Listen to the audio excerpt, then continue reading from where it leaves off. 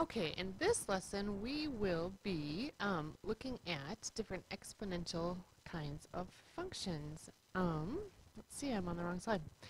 Here we go, exponential functions, just a little joke for you to start off with. Sorry if you've reached an imaginary number. If you require a real number, please rotate your phone by 90 degrees and try again. All right, this graph right here is a graph that you see of an exponential function. It is actually the graph of this function right here, y equals 2 to the x power.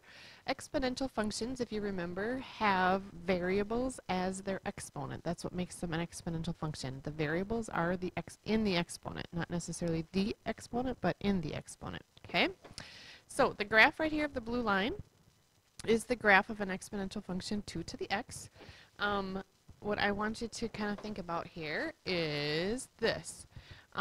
What's shaking down here as the value of x decreases, that means I'm moving to the left. So as x decreases and I'm moving to the left, this line is getting closer and closer and closer and closer to the x-axis right here. It will never touch it because you can see that the x-axis is a horizontal asymptote here, so it will never, ever, ever, ever touch it. So down here, I'm just going to kind of write this. The box says it, but this is how you would write it when you get to calculus, just so you know.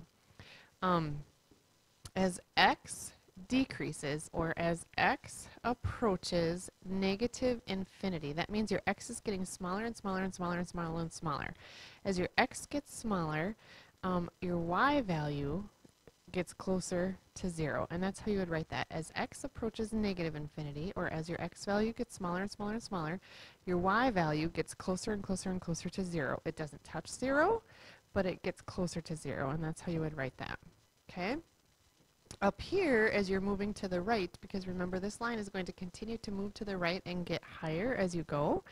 So over here what happens is your x values, because you're continuing to move to the right, so over here as x approaches positive infinity, because my x's keep getting bigger and bigger and bigger, my y also approaches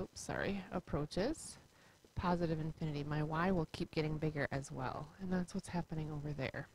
Okay? So, your domain, if you think about it algebraically and think about what kinds of numbers you can plug in for x up here, you can plug in whole numbers, you can plug in fractions, you can plug in the square root of 3, you can plug in decimals, you can plug in positives, negatives, it doesn't matter. So, your domain for an exponential function will be all reals. If you think about it graphically, if I think about moving along this graph from left to right, there is not any single spot that I do not have a value of x. Okay? Your range, though, is your y values, and now you need to think about what kinds of outputs you're going to get. And when you take 2 to any power you could possibly take it to, 2 to any power will always be something. You can't take 2 to any power and get nothing. Okay? That's not going to work. So, if you think about it that way, that kind of helps you figure out that your range has to be greater than 0 in this case. You can also see that you have that horizontal asymptote at the x-axis here at 0, and that the function never ever touches that. The function stays above that line all the time.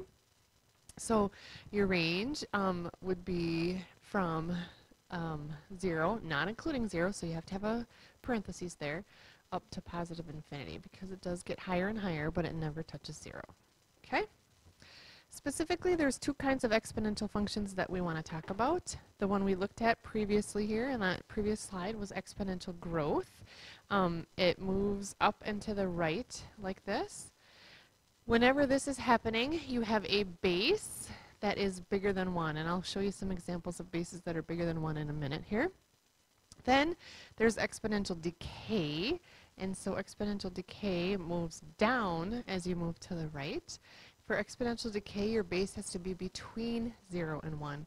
Your base can never be exactly 1 because if my base is 1, let's say I had 1 to the x power, okay? No matter what I plug in for x, 1 squared is 1, 1 to the 5th is 1, 1 to the negative 583rd is 1, and it will never change. It will never get bigger or smaller, so your base can never be exactly 1, just so you know, for an exponential function, okay? And then, of course, your base can't be smaller than 0, because your graph then would flip between positive, negative, positive, negative, positive, negative. So we don't want to do that, okay? All right, here are some different functions, and all you have to do is determine whether they are growth or decay. Okay, so one way to do that is to simply graph those functions, and I'll just show you a couple of these. I could put this into my calculator and go y equals, and then 1/5 to the x power. Oops, I didn't get my exponent key in there, sorry. And hit graph. And you can see that it's moving down as you move to the right, so it is decay. The other thing you could do simply is to look at your base and realize that this is your base. Your base is a number that is between 0 and 1, and so it will be decay. Okay? Here, your base is a number that is bigger than 1, so it will be growth. You could also graph that on your calculator and realize that the shape of it would go like this. Okay, and this is your base. Don't get tricked by a fraction. Just because it's a fraction does not mean that it is a number between 0 and 1. This is 3/2, which is actually 1.5. Obviously, that's a number that's bigger than 1, and so again, this is exponential growth. All right, now what we need to realize is we need to solve for x here, and basically the goal is to be able to get both sides of this equation with the same base. And once you have the same base, then you can set the exponents equal to each other and solve. So I know in this case, since I have the same base of 3, if I can just set 2x equal to 10, that will make those two sides equal, and then I can figure that out. So here we go. 2x equals 10, so obviously x equals 5. Okay. Over here, again, I have two sides with the same base. So when that is happening, I can just set the exponents equal to each other. 3x minus 10 equals 50. Subtract 10. So 3x equals, or sorry, not subtract 10, add 10. 3x equals 60. And so obviously x equals 20. Okay, not so bad. All right, this next one now, I do not have my bases are not the same. I have a base of 3 and I have a base of 9. But luckily, I can get them both written as powers of 3. Okay, they can both be written as powers of 3. So what I'm going to do is do 3 to the 2x, and then I'm going to change that 9 to 3 squared. Okay, so I changed the 9 to 3 squared, and then I still have this 10 that I have to bring down here. Okay, so basically I have 3 to the 2x equals 3 to the 20th. Now that I have the same bases, now I can make an equal sign here. And I can go 2x equals 20, and so x equals 10. Okay. Again, these are not written as the same base, but and people get tempted here to say that 8 is 4 squared. They're not. But 4 and 8 can both be written as powers of 2. So I'm going to change the 4 to 2 squared, and then to the 2x. 8 is 2 cubed to the x minus 1. Okay, this is a super duper duper duper common mistake.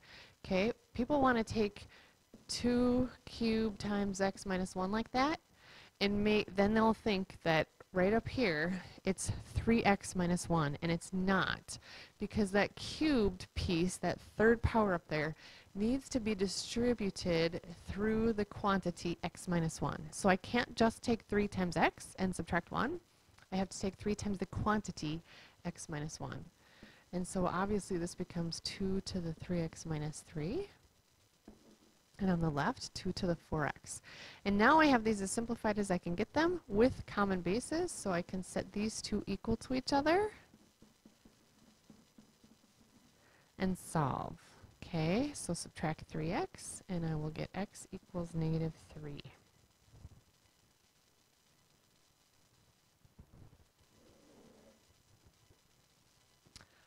All right, again, I do not have same bases here, but these are both powers of 10. So I can go 10 to the 4x plus 1. 100 is 10 squared, again, times the quantity 3x plus 1/2. So you need to distribute that 2 through. You can't just make that be 6x plus 1/2. You have to distribute that through.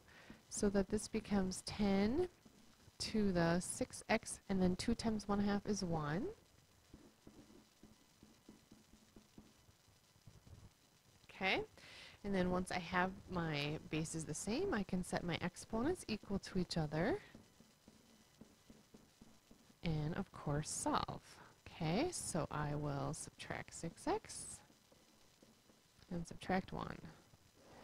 So I have negative 2x equals 0, so x equals 0. All right, couple more with fractions in them. I know it's been a while since you've done this, but I want to remind you of this. 3 to the negative 2 power is 1 over 3 squared, which is 1/9. Okay? 2 to the negative 3 power is 1 over 2 cubed, which is 1 over 2 times 2 times 2, which is 8. So just remember that when you have a negative exponent, it means it goes to the denominator. Okay? So just a little refresher there for you. And now we're going to need to do one that's kind of the opposite. Okay? So just to go backwards, I'll show you this one in detail here. Obviously, they can be written as powers of 5. So 1 over 25 is 1 over 5 squared, just so that you can see that. Okay?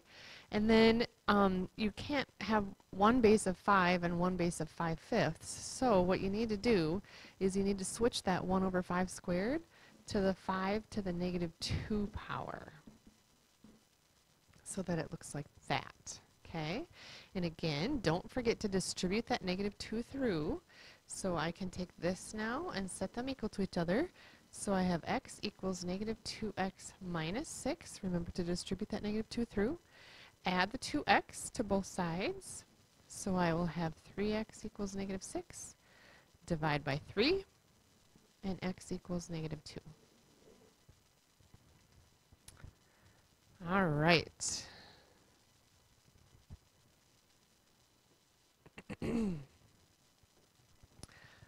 Again, 3 and 9 can both be written as powers of 3, but they have to be not as a fraction in order for this to work. Okay? So this is 1 over 3 to the 1 power. 9, you know, you can rewrite as 3 squared. Okay? So on the left then, this is a fraction, but I need to write it as a whole number base. So I will have 3 to the negative 1 times x plus 4. And then over here, my 3 squared is in the denominator, so I can rewrite that as 3 to the negative 2 times x plus 6. Okay, and now I have these written as the same bases, so I can take my exponents here and set them equal to each other. So I will have negative 1 times x plus 4 equaling negative 2 times x plus 6. So distribute that negative 1 through, and you'll have negative x minus 4. Distribute the negative 2 through on the right, and you will have negative 2x minus 12. Add 2x. And I will have x minus 4 equals negative 12. Add 4.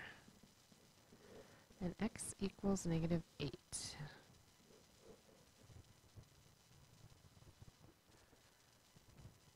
All right, and the very last one here. Again, 9 and 27 can both be written as powers of 3. I know that 9 times 3 is 27, but you need to be able to have them as the same base. So I will rewrite this as 3 squared and this as 3 cubed. Okay, then 1 over 3 squared becomes 3 to the negative 2 times 2x plus 5. And 1 over 3 cubed becomes 3 to the negative 3 times x minus 2. Okay? Set those equal to each other.